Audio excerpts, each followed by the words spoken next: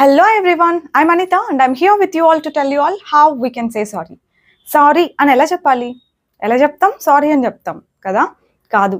Sorry అన్నది అన్ని సిచ్యువేషన్స్లోనూ set అవ్వదు తెలుసా? ఏదైనా మర్చిపోయి సారీ చెప్పామంటే మన వాళ్ళైతే ఓకే యాక్సెప్ట్ చేస్తారు. కానీ ప్రతి సిచ్యువేషన్లోనూ సారీ సరిపోదు, అందరికీ చిన్న సారీ సరిపోదు కదా? అందుకే మనం డిఫరెంట్ సిచ్యువేషన్స్లలో సారీ ఎట్లా చెప్పాలి, సారీ తర్వాత ఏం చెప్పాలి, ఇవన్నీ రోజు మనం నేర్చుకున్నాం. ఓకేనా? So here I have some sentences that you can use directly when you want to say sorry.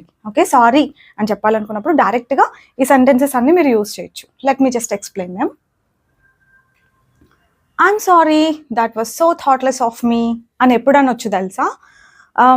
ఎవరైనా మీకు ఏదైనా తీసుకురమ్మని చెప్పారు, దట్ వాజ్ సో ఇంపార్టెంట్, తీసుకురండి దారిలో వచ్చేటప్పుడు అని చెప్పారు, మీరు మర్చిపోయారు.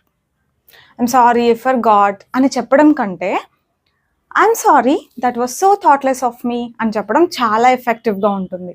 ఓకేనా? ఇది యూస్ చేయండి. I'm very sorry for the way I behaved. మనం తప్పుగా బిహేవ్ చేసి ఉంటాం, కోపం వచ్చి ఉంటుంది, అరుచుంటాం, బట్ మళ్ళీ to make the situation better, you can say the sentence, I'm so sorry for the way I behaved. I didn't mean to behave like that. ఇట్లా ఏదైనా ఎలాబరేట్ చేయాలనుకుంటే చేయొచ్చు, బట్ ఈ సెంటెన్స్ ఇనఫ్.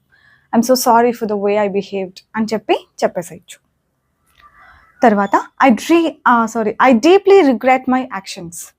నేను చేసిన పనులు కొంతమందిని హర్ట్ చేసి ఉంటాయి, అప్పుడు నేను వాళ్ళ దగ్గరికి వెళ్ళి I'm so sorry for the way I behaved, I deeply regret my actions. దీనికి ఇది మనం యాడ్ చేసేసేయచ్చు. Okay, the next one, I make it right immediately. ఇది కూడా యాడ్ చేయొచ్చు అనమాట. మనం చేసిన పని వల్ల కొన్ని తప్పులు జరిగాయి, ఏదో కొంచెం నష్టం జరిగింది అనుకోండి. I'm so sorry for what happen, I make it right immediately, I will make it right immediately అని చెప్పొచ్చు. దట్ సౌండ్స్ రియల్లీ గ్రేట్ అనమాట. మనం వాళ్ళు మన సారీని ఫీల్ అవుతారు at least. Next thing that we have here is I'll fix it right away. ఇప్పటికిప్పుడే fix చేస్తా. రైట్ అవే అంటే ఇప్పటికిప్పుడే నేను ఫిక్స్ చేసేస్తా అని అర్థం. I'll make sure it doesn't happen again.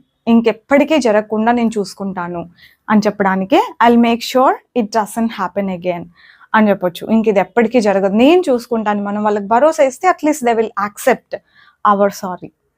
I forgot to get it, sorry it slipped my mind. Add చేయండి I'm sorry in between. Okay, it slipped my mind అంటే అది నా మైండ్లోంచి వెళ్ళిపోయింది అని అర్థం. It slipped my mind, I forgot to get it, I'm so sorry. Okay, I wish I could take it back. ఇది ఎప్పుడు అంటాం తెలుసా? ఒక మాట అనేసి ఉంటాం ఎవరినైనా, తర్వాత మనం ఫీల్ అయ్యి అచ్చో అనవసరంగా వచ్చాను, I unnecessarily shouted, I wish I could take it back. నేను అది వెనక్కి తీసుకోగలిగితే బాగుండు. అన్న మాటలు వెనక్కి తీసుకోలేము, బట్ అట్లా ఫీల్ అవుతాం కదా ఒక్కొక్కసారి, అట్లా అనకపోయి ఉంటే బాగుండు అని. ఇలా చెప్పొచ్చు, I wish I could take it back. తర్వాత ఇది ఖచ్చితంగా అడగండి, what should I do to make you feel better. వాళ్ళు మన వల్ల అన్కంఫర్టబుల్గా ఫీల్ అయి ఉంటారు పాపం. So make sure you ask this question, tell me what I should do to make you feel better. Actually ఇక్కడ 2 టైప్స్ ఉన్నాయి. టెల్ మీ అని first చెప్పాము అని అంటే tell me what I should do, what I should do అట్లా రావాలి. ఎందుకంటే tell me అని ఫస్టే అంటున్నాం కాబట్టి మళ్ళీ క్వశ్చన్ అవ్వదు. Tell me what I should do to make you feel better. Or ఒక్క క్వశ్చన్ అడగాలంటే what should I do to make you feel better అని అడగాలి. యు గాట్ ద డిఫరెన్స్ కదా. తర్వాత ఇది చాలా క్రేజీగా ఉంటుంది. I'll go nuts if you don't forgive me. I'll go nuts అంటే ఐల్ గో క్రేజీ అని అర్థం. నువ్వు నన్ను క్షమించకపోతే నాకు పిచ్చెక్కుతుంది అన్నట్టు అనమాట. కొంచెం క్లోజ్ ఫ్రెండ్స్ దగ్గర యూజ్ చేయండి, they will end up laughing. I'll go nuts if you don't forgive me, please I'm so sorry for what happened, ఇట్లా చెప్పండి. So that's all for today. Make sure you use all of them when you want to say sorry. ఓకేనా? I'll see you all next time with another concept. Bye bye, take care.